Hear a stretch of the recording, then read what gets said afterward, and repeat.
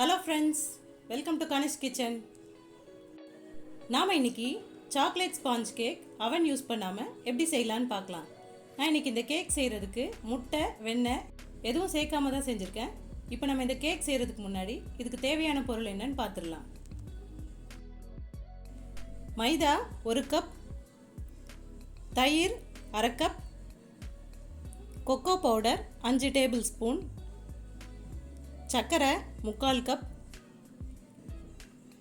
Refined oil 1/4 cup, உப்பு 1/4 teaspoon, baking powder 1 teaspoon, baking soda 1/2 teaspoon, பால் 5லிருந்து 6 tablespoon, அப்புறம் கடைசியாக வெனிலா எசன்ஸ் 1/2 டீஸ்பூன். அவ்வளோதான் இதுக்கு தேவையான பொருள்.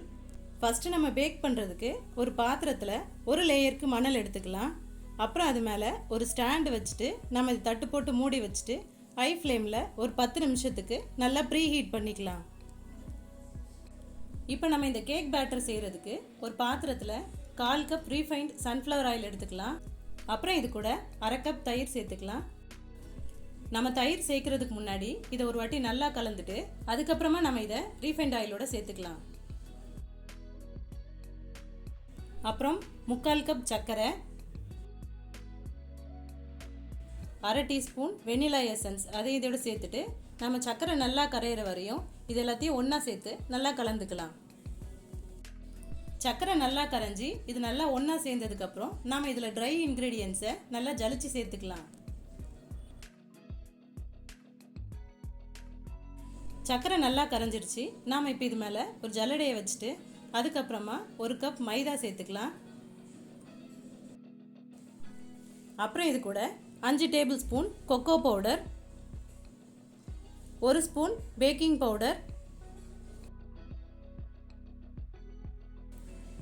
1/2 ஸ்பூன் பேக்கிங் சோடா, அப்புறம் கடைசியாக 1/4 டீஸ்பூன் உப்பு எல்லாத்தையும் சேர்த்துட்டு நாம் இது எல்லாத்தையும் நல்லா ஜலிச்சிக்கலாம்.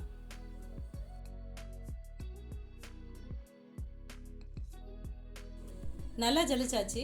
நாம் இப்போ இது எல்லாத்தையும் ஒன்றா சேர்த்து நல்லா கலந்துக்கலாம்.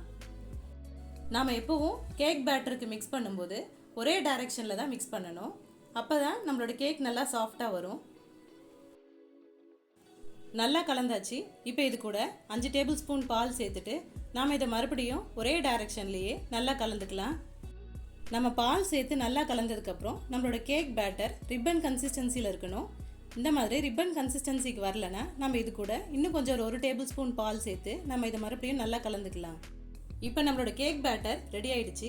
நான் ஏற்கனவே மோல்டில் ஆயில் அப்ளை பண்ணிவிட்டு கொக்கோ பவுடரை டஸ்ட் பண்ணி வச்சுருக்கேன்.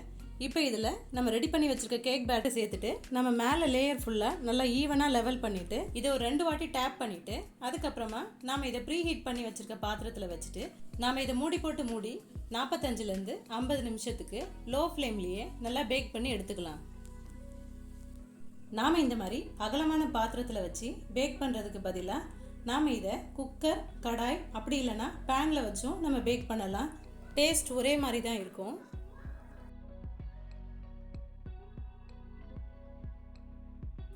நாற்பத்தஞ்சு நிமிஷம் ஆயிடுச்சு. இப்போ நம்மளோட கேக் நல்லா வெந்திருக்கான்னு நம்ம டூத் பிக் வச்சு செக் பண்ணி பார்க்கலாம். டூத் பிக்கில் ஒட்டாமல் வந்திருக்கு. நம்மளோட கேக் நல்லா வெந்து ரெடி ஆகிடுச்சு. நாம் இப்போ இதை எடுத்து நல்லா ஆற வச்சுட்டு நாம் அதுக்கப்புறமா இதை டிமோல்ட் பண்ணிடலாம். கேக் நல்லா ஆறிடுச்சு. நாம் இப்போ இதை டிமோல்ட் பண்ணிடலாம். இப்போ நம்மளோட எக்லெஸ் சாக்லேட் கேக் ரெடி ஆகிடுச்சு. நீங்களும் இந்த மெத்தடில் சாக்லேட் ஸ்பாஞ்ச் கேக் வீட்டில் ட்ரை பண்ணி பாருங்கள். ட்ரை பண்ணிவிட்டு எப்படி இருந்துன்னு கமெண்ட் பண்ணுங்கள். இந்த வீடியோ உங்களுக்கு பிடிச்சிருந்தா லைக் பண்ணுங்கள், ஷேர் பண்ணுங்கள், மறக்காமல் சப்ஸ்கிரைப் பண்ணுங்கள்.